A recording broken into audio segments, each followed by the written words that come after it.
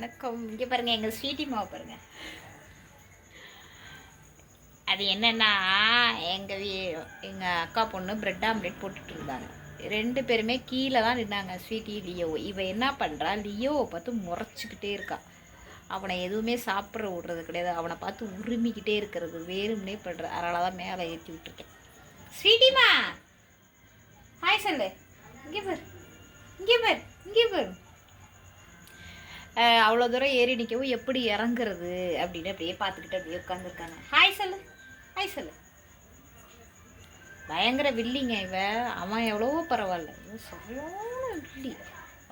சாப்பாடாக இருந்தாலும் சரி, பாலாக இருந்தாலும் சரி, இவ கூட வந்து யாரும் நிற்கவே, அதான் அவன் வந்து நிற்கவே கூடாது.